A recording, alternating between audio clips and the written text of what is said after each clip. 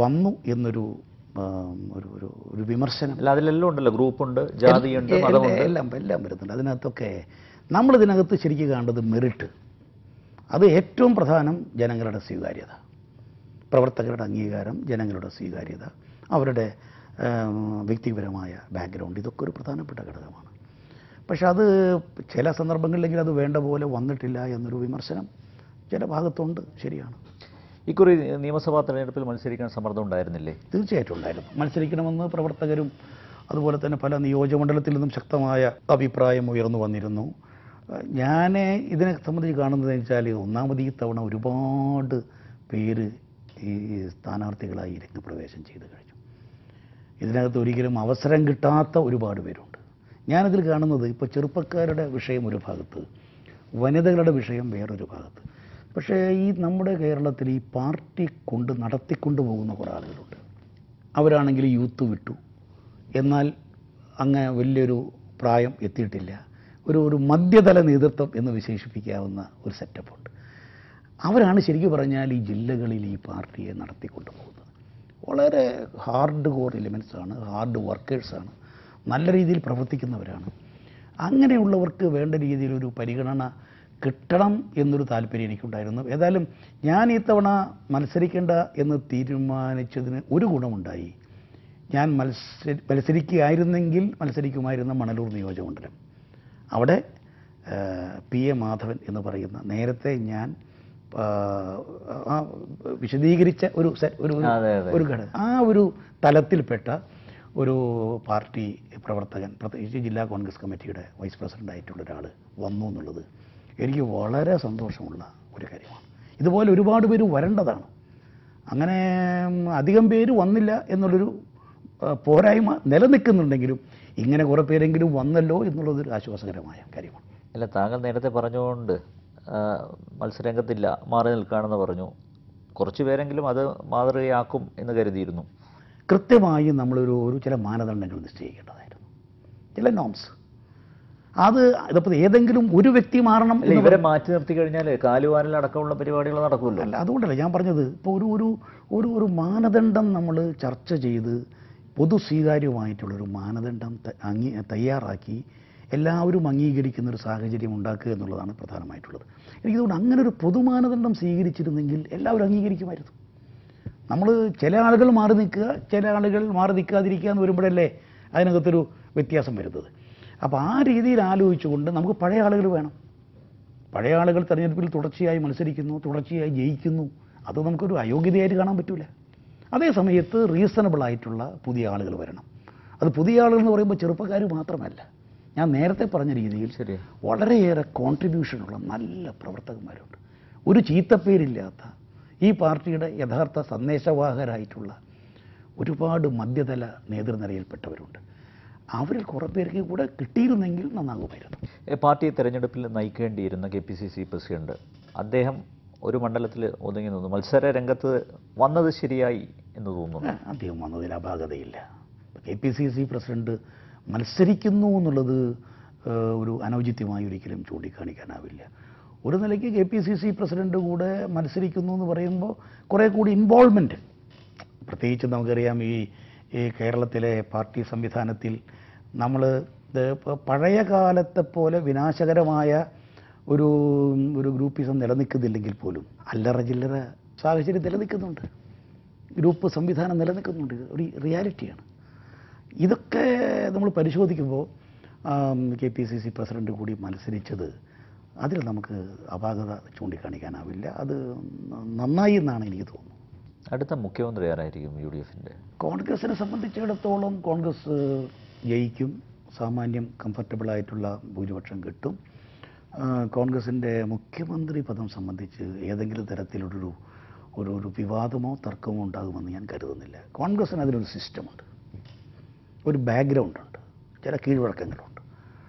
ഒന്ന്, ഈ നമുക്കറിയാവുന്നതുപോലെ ശ്രീ ഉമ്മൻചാണ്ടി നേരത്തെ ചുരുങ്ങിയ കാലം മാത്രമേ 1.5 വർഷമേ മുഖ്യമന്ത്രി ആയിട്ടുള്ളൂ. അദ്ദേഹം സാമാന്യം ഭേദപ്പെട്ടൊരു പെർഫോമൻസ് ആ കാലത്ത് കാഴ്ചവെച്ചിരുന്നു. പിന്നീട് കഴിഞ്ഞ 5 വർഷക്കാലം അദ്ദേഹം പ്രതിപക്ഷ നേതാവ് എന്നുള്ള രീതിയിൽ സാമാന്യം ഭേദപ്പെട്ട നല്ല പ്രവർത്തനം നടത്തിയിട്ടുണ്ട്. അദ്ദേഹം കേരളത്തിൽ അങ്ങോളം ഇങ്ങോളം ഓടി നടന്ന് വിഷയങ്ങളിൽ ഇടപെട്ട് നിയമസഭയ്ക്കകത്തും പുറത്തും കാണിച്ചിട്ടുണ്ട്.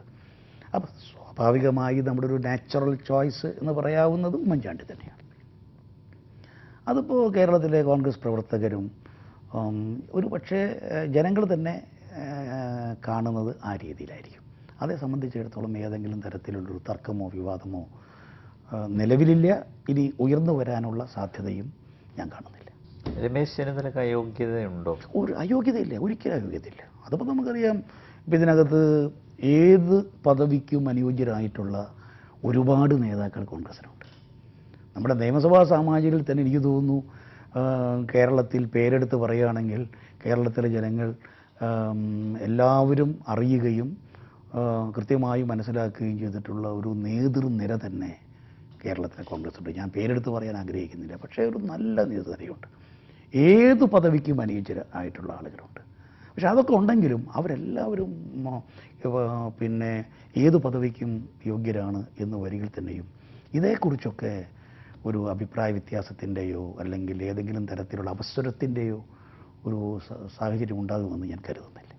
അല്ല, ഈ ലോക്സഭാ തെരഞ്ഞെടുപ്പിൽ എന്ന പോലെ ഈ നിയമസഭാ തെരഞ്ഞെടുപ്പിലും NSS പോലുള്ള പ്രസ്ഥാനങ്ങൾ, സാമുദായിക പ്രസ്ഥാനങ്ങൾ, അവർ ചില അജണ്ടയൊക്കെ നിശ്ചയിച്ചതുപോലെ തോന്നിയിട്ടുണ്ട്. ഇപ്പം മുഖ്യമന്ത്രിയുടെ കാര്യത്തിലും അങ്ങനെ ഒരു എനിക്ക് തോന്നുന്നില്ല. ഇപ്പം നമുക്കറിയാം, ഈ ഒന്നാമത് ഒരു ജനാധിപത്യ സംവിധാനമാണ്. ഈ ജനാധിപത്യ സംവിധാനത്തിൻ്റെ ഒരു ശക്തി എന്ന് പറയുന്നത് തന്നെ സാമൂഹ്യമായ ഒരു സന്തുലിതാവസ്ഥ നിലനിർത്തുക. ആ സാമൂഹ്യമായ സന്തുലിതാവസ്ഥ നിലനിർത്തുന്ന കാര്യത്തിൽ കോൺഗ്രസിനെ പോലൊരു പ്രസ്ഥാനം എക്കാലവും ശ്രദ്ധിക്കാറുണ്ട്. പിന്നെ തെരഞ്ഞെടുപ്പ് വരുമ്പോഴും അല്ലെങ്കിലും പിന്നെ ഏതൊരു പ്രസ്ഥാനത്തിനും അവരുടേതായിട്ടുള്ള ചില നയങ്ങളോ സമീപനങ്ങളോ ആവശ്യങ്ങളോ ഉന്നയിക്കാനുള്ള അവകാശം അവർക്കെല്ലാം ഉണ്ട്. പക്ഷേ ശക്തികളുടെ സമ്മർദ്ദങ്ങൾക്ക് കീഴ്പ്പെടുന്നത് ശരിയാണോ എന്നുള്ളത് അങ്ങനെ കീഴ്പ്പെടുന്ന ഒരു രീതിയില്ല. മറിച്ച് ഇത് വരുമ്പോൾ അതിനകത്ത് വളരെ എല്ലാം പരിശോധിച്ച് ഒരു ഫെയർ ആയിട്ടുള്ള ഒരു ഡിസിഷൻ എടുക്കുക എന്നുള്ളതാണ് ഏറ്റവും പ്രധാനം. നമുക്കറിയാം, ഒരുപാട് സംഘടനകളും പ്രസ്ഥാനങ്ങളൊക്കെ സ്വാഭാവികമായും അത് കോൺഗ്രസ് ആയതുകൊണ്ടാണ്, ജനാധിപത്യ സംവിധാനം ആയതുകൊണ്ടാണ്. ഇപ്പോൾ CPM-നെ നോക്കി ഏതെങ്കിലും സംഘടനകളോ സാമൂഹ്യ സംവിധാനങ്ങളോ എന്തെങ്കിലും ആവശ്യപ്പെടുന്നുണ്ടോ? ഇല്ല. കാരണം അവരുടെ രീതി വേറെയാണ്. കോൺഗ്രസിൻ്റെ ശക്തി എന്ന് പറയുന്നത് ഇതാണ്. ഈ സമൂഹത്തിലെ വളരെയേറെ സ്വാധീനമുള്ള ശക്തികളൊക്കെ അത് പറയുമ്പോൾ അതൊക്കെ ന്യായമായ കാര്യങ്ങൾ തീർച്ചയായിട്ടും പരിഗണിക്കണം. ന്യായമല്ല എന്ന് തോന്നുന്ന കാര്യങ്ങൾ അതാത് ഉന്നയിക്കുന്ന ആളുകളെ ബോധ്യപ്പെടുത്തുക എന്നുള്ളതാണ്. അത് ഏതെങ്കിലും തരത്തിലുള്ളൊരു സമ്മർദ്ദങ്ങൾക്ക് വഴിപ്പെടുക എന്ന രീതിയിലേക്ക് ഞാൻ കാണുന്നില്ല. പക്ഷേ ഒരു കാര്യം ചെയ്യേണ്ടത്, തീരുമാനമെടുക്കുമ്പോൾ അത് വളരെ ഫെയർ ആകുക എന്നുള്ളതാണ്. ആരുടെ മുമ്പിലും നീതീകരിക്കാൻ സാധിക്കുന്ന രീതിയിലുള്ള തീരുമാനങ്ങളുമായി മുന്നോട്ട് പോകുക. അങ്ങനെ വരുമ്പോൾ അതിനകത്ത് ഏതെങ്കിലും തരത്തിലുള്ള പ്രയാസങ്ങളുണ്ടാകും എന്ന് ഞാൻ കരുതുന്നില്ല. കോൺഗ്രസിൽ ഒരാൾക്കൊരു പദവി, അങ്ങനെ ഒരു ആവശ്യം മുന്നോട്ട് വയ്ക്കുന്നുണ്ടോ? ഇപ്പം തന്നെ KPCC ജനറൽ സെക്രട്ടറി ആയിരിക്കുന്നവർ MP ആണ്. താങ്കൾ പറഞ്ഞ പോലെ ഇപ്പോൾ പാർലമെന്ററി രാഷ്ട്രീയത്തിൽ മാത്രമല്ല പാർട്ടി പദവികൾ എങ്കിലും കൊടുത്ത് സംതൃപ്തിപ്പെടുത്തുക. ഇതിപ്പോൾ നമുക്കറിയാം, നമുക്ക് ഇതൊക്കെ ഈ എല്ലാവരുടെയും സേവനം പാർട്ടിക്ക് പ്രയോജനപ്പെടുത്താൻ സാധിക്കുക എന്നുള്ളതാണ്. ഇപ്പോൾ ഉദാഹരണം പറഞ്ഞപ്പോൾ ഒരു കാര്യം ഞാൻ പറയാം. ഇപ്പോൾ പാർട്ടിക്ക് പഴയ കാലത്ത് ചുരുങ്ങിയ ഭാരവാഹികളേ ഉള്ളൂ, പക്ഷെ പ്രവർത്തനം ഭംഗിയായിട്ട് പോയിരുന്നു. ഇപ്പം നമുക്ക് ഭാരവാഹികളുടെ എണ്ണം എത്രയോ കൂടുതലാണ്. ശരിയാണ്. ശരിക്കും പറഞ്ഞാൽ ഈ ഭാരവാഹികളിൽ ശരിക്കും പ്രവർത്തിക്കുന്ന എത്ര പേരുണ്ട്? ഇപ്പോൾ സ്റ്റേറ്റ് അടിസ്ഥാനത്തിലായാലും ജില്ലാടിസ്ഥാനത്തിലായാലും ഒരു ഭൂഷണമായി കൊണ്ടു നടക്കുക. പോഷക സംഘടനകളുടെ പരിശോധിക്കുകയാണെങ്കിൽ എത്ര എണ്ണം. ഇപ്പോൾ ആകെ ഒരു വ്യത്യാസം വന്നത് ഇപ്പോൾ യൂത്ത് കോൺഗ്രസിലും KSUവിലും ഈ തെരഞ്ഞെടുപ്പ് വന്നതിനെ തുടർന്ന് ഭാരവാഹികളുടെ എണ്ണം കുറഞ്ഞു. പക്ഷെ അതും ഒരു പ്രശ്നം വന്നിട്ടുള്ളത്, അതിപ്പോൾ അതിൻ്റെ പ്രവർത്തനങ്ങളെ കുറച്ച് പ്രതികൂലമായി ബാധിക്കുന്ന ഒരു സാഹചര്യം സൃഷ്ടിച്ചിട്ടുണ്ട്. അപ്പം നമുക്ക് വേണ്ടത് ഈ കുറേ സമയമെങ്കിലും പാർട്ടിക്ക് വേണ്ടി ചെലവഴിക്കാൻ സാധിക്കുന്ന ഒരു നിര രൂപപ്പെട്ടു വരിക എന്നുള്ളതാണ് പ്രധാനമായിട്ടുള്ളത്. അത് വരുമ്പോൾ ചിലർ പാർലമെൻ്ററി രംഗത്തേക്ക് പോകുന്നു, അസംബ്ലിയിലേക്ക് പോകുന്നു, പാർലമെൻറ്റിലേക്ക് പോകുന്നു. അപ്പോൾ പാർലമെൻറ്റിൽ പ്രവർത്തിക്കുന്ന ആളുകളെ സംബന്ധിച്ചിടത്തോളം അവർ പിന്നെ പാർട്ടി അവിടെ ആവാം, പാർലമെൻ്ററി പാർട്ടി ഭാരവാഹികളാകാം, അല്ലെങ്കിൽ AICCയിൽ അവർക്ക് ഭാരവാഹികളാകാം, അതിലൊന്നും ബുദ്ധിമുട്ടില്ല. പക്ഷേ കേരളത്തിൽ അവർക്ക് സമയം കിട്ടില്ല, സമയപരിമിതി അവർക്കുണ്ടാവും. അപ്പോൾ അതുകൊണ്ട് നേരത്തെ തന്നെ എനിക്ക് തോന്നുന്നു ഇതൊക്കെ ഒരു പുനഃസംവിധാനം ചെയ്തിരുന്നെങ്കിൽ നന്നായിരുന്നേനെ. പക്ഷേ അത് പല കാരണങ്ങൾ കൊണ്ടാവാം അങ്ങനെ നീണ്ടുപോയത്. അല്ല, ഈ സംഘടനാ തെരഞ്ഞെടുപ്പ് തന്നെ പ്രതീക്ഷ പോലെ നടന്നു. സംഘടനാ തെരഞ്ഞെടുപ്പ് ഇവിടെ നടന്നത് ശരിക്കും സമവായത്തിൻ്റെ അടിസ്ഥാനത്തിലാണ്. അതിൻ്റെ പ്രധാന കാരണം അന്ന് ഈ ലോക്കൽ ബോഡി തെരഞ്ഞെടുപ്പ് ലോക്കൽ ബോഡി തെരഞ്ഞെടുപ്പ് വരുന്ന സാഹചര്യം ആയതുകൊണ്ട് അതിനു മുമ്പ് ശരിയായ തെരഞ്ഞെടുപ്പിലേക്ക് പോയി കഴിഞ്ഞാൽ അതിൻ്റേതായ കുറേ പ്രയാസങ്ങളും ബുദ്ധിമുട്ടുകളും ഉണ്ടാകും. അതുകൊണ്ട് എല്ലാവരും യോജിച്ചുകൊണ്ട് ഒരു സമവായത്തിൻ്റെ അന്തരീക്ഷം സൃഷ്ടിക്കുക എന്നുള്ളതാണ് ഇവിടെ നടന്നത്.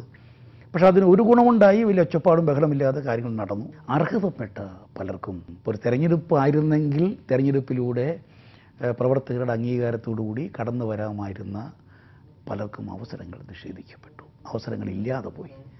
അതിൻ്റെ ഒരു വീക്ക്നെസ്സാണ്. തന്നെയല്ല, ഈ പ്രവർത്തനക്ഷമം അല്ല എന്ന് അല്ലെങ്കിൽ പ്രവർത്തന രംഗത്ത് നിർജീവമായി നിൽക്കുന്നു എന്ന് കരുതിയ പലരും ഈ സമവായത്തിൻ്റെ അടിസ്ഥാനത്തിൽ അവരും തുടരുന്നൊരു സ്ഥിതിവിശേഷവും വന്നു.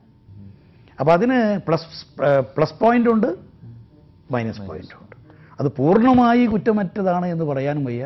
അതേ സമയത്ത് തന്നെ അതിന് ചില ഗുണമുണ്ടായി എന്ന് പറയുന്നത് വലിയ കുഴപ്പങ്ങൾ കൂടാതെ കാര്യം നടത്തിക്കൊണ്ടു പോകാനായി. പക്ഷേ ഒരു വന്ന ബുദ്ധിമുട്ട് എന്താണെന്ന് വെച്ചാൽ KPCC പ്രസിഡന്റിന് മാത്രമാണ് തിരഞ്ഞെടുക്കപ്പെട്ട് വന്നിട്ടുള്ളത്, മറ്റ് ഭാരവാഹികളൊന്നും വന്നിട്ടില്ല.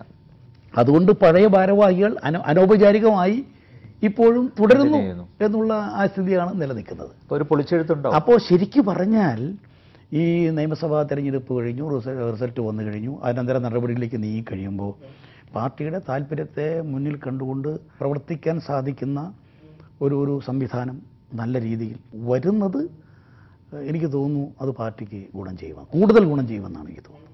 താങ്കൾ KSUവിൻ്റെ യൂത്ത് കോൺഗ്രസിൻ്റെ സംസ്ഥാന പ്രസിഡൻ്റായിരുന്നിട്ടുണ്ട്. VM സുധീരൻ KPCC പ്രസിഡന്റ് ആവുന്നു കേൾക്കാൻ തുടങ്ങിയിട്ട് കുറേ കാലമായി. ഈ സമീപ ഭാവിയിലെങ്കിലും താങ്കൾ ആ പദവിയിൽ എത്തുമോ? ഈ വക കാര്യങ്ങൾ തീരുമാനിക്കുന്നത് ഏതെങ്കിലും വ്യക്തികളല്ല. ഇതിനകത്ത് എന്നെ സംബന്ധിച്ചിടത്തോളം ഞാനിതിനകത്തൊരു കക്ഷിയെ അല്ല, അല്ലെങ്കിൽ എൻ്റെ താല്പര്യങ്ങളോ താല്പര്യക്കുറവോ ഒരു ഘടകവുമല്ല. ഇത് പാർട്ടി ലീഡർഷിപ്പാണ് തീരുമാനിക്കേണ്ടത്. കേരളത്തിലെ പാർട്ടി ലീഡർഷിപ്പ് എങ്ങനെ കാര്യങ്ങൾ മുന്നോട്ട് നീക്കണം, അതിന് ആര് വേണം. ഇനിയിപ്പോൾ തെരഞ്ഞെടുപ്പ് കഴിഞ്ഞാൽ നിലവിലുള്ള KPCC പ്രസിഡന്റ് തുടരാം, അങ്ങനെയും ഒരു സാഹചര്യം ഉണ്ടാകാം. അഥവാ ഇനി അദ്ദേഹം മറ്റ് പദവികളിലേക്ക് പോകുന്നുണ്ടെങ്കിൽ അപ്പോൾ എങ്ങനെ വേണമെന്നുള്ളത് പാർട്ടി നേതൃത്വമാണ് തീരുമാനിക്കേണ്ടത്. അവർ തീരുമാനിച്ച് ഇവിടുത്തെ പൊതു അഭിപ്രായങ്ങൾ കൂടെ കണക്കിലെടുത്തുകൊണ്ട് യുക്തമായ തീരുമാനമെടുക്കുമെന്നല്ലാതെ ഏതെങ്കിലും വ്യക്തിക്കോ അല്ലെങ്കിൽ വ്യക്തികൾ ഉൾക്കൊള്ളുന്ന മറ്റ് സമൂഹത്തിനോ അതിനകത്ത് വലിയ കാര്യമുണ്ടെന്ന് എനിക്ക് തോന്നുന്നില്ല. ഏതെങ്കിലും ഘട്ടത്തിൽ ഇത്തരം ചർച്ചകൾ നടന്നിട്ടുണ്ടോ? ഒരിക്കലും ഉണ്ടായിട്ടില്ല. താങ്കളുടെ ശ്രദ്ധയിലും പെട്ടില്ല? അങ്ങനെ ഒരു ചർച്ചയ്ക്ക് അവസരം വന്നിട്ടില്ല ഇതുവരെ. ഈ അന്തരീക്ഷത്തിൽ വരുന്ന മുഴുവൻ ശരിയാവണമെന്നില്ല. പല കാര്യങ്ങളെക്കുറിച്ചും പലതിനെക്കുറിച്ചും അഭിപ്രായങ്ങൾ ഉയർന്നു വരാറുണ്ട്. ഏതെങ്കിലും ഒരു ഘട്ടത്തിലോ ഏതെങ്കിലും ഒരു അവസരത്തിലോ ആ തരത്തിലുള്ള ഒരു ചർച്ചയും ഉണ്ടായിട്ടില്ല. കരിമണൽ ഖനനത്തിനെതിരെ എന്ന പോലെ എൻഡോസൾഫാനെതിരെ ഒരു കുരിശുയുദ്ധം താങ്കൾ ആരംഭിച്ചിരിക്കുകയാണ്.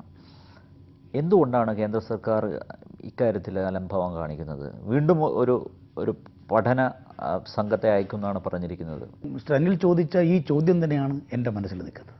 നമ്മളെ സംബന്ധിച്ചിടത്തോളം വളരെ കൃത്യമായ തെളിവുകൾ, അത് പഠനങ്ങളുടെ പരമ്പര തന്നെ ഉണ്ടായിട്ടുണ്ട്. ഈ ഉദാഹരണം പറഞ്ഞാൽ ഏതാണ്ട് 81 രാജ്യങ്ങൾ ഇത് നിരോധിച്ചു. 81 രാജ്യങ്ങൾ നിരോധിക്കുകയോ നിരോധന നടപടികളുമായി മുന്നോട്ട് പോവുകയോ ചെയ്തുകൊണ്ടിരിക്കുകയാണ്. ഇന്ത്യക്കകത്ത് തന്നെ ഒരുപാട് പഠനമുണ്ടായിട്ടുണ്ട്. പ്രത്യേകിച്ചും കാസർഗോഡ് ബേസ്ഡ് ആയിട്ടുള്ള പഠനങ്ങൾ ഏതാണ്ട് 15-16 പഠനങ്ങൾ നടന്നിട്ടുണ്ട്. ഇപ്പോൾ പറയുന്നത് ICMRൻ്റെ ടീം വരുന്നു എന്നാണ് പറയുന്നത്.